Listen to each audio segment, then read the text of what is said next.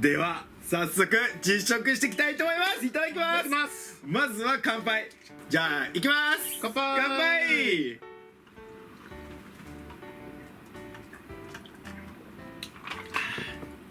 うめえ。じゃあ早速こうちゃんいいっすか？もう絶対これ最高じゃん。ちょっともうこんなに取っちゃってもうブラックペッパーのとこほぼ全部取ってるで一応かけてるからね。ちょっとまずじゃあちょっといただきます。芋の部分からね。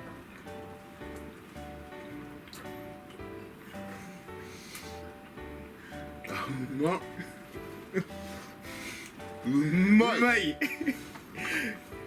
あー、ベーコンいいね。ちょっと僕もいただきます。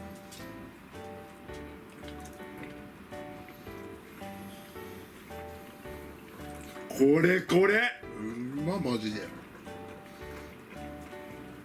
いやー、いい感じにじゃがいもも潰れててめっちゃうまい。でもちゃんと結構粗めだね。じゃがいももちゃんとあるね。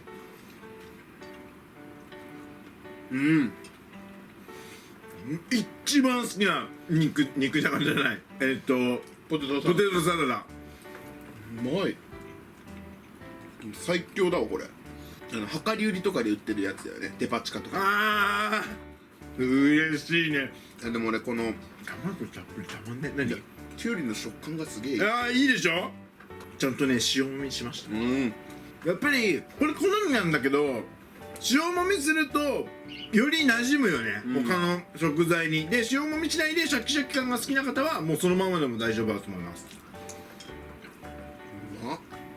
うわ、やっぱめっちゃ好き、本当に。俺ねセブンでもあるんだけど、ポテトサラダをパンに挟んで食べるのがめっちゃ好きなんですよ。もう好き。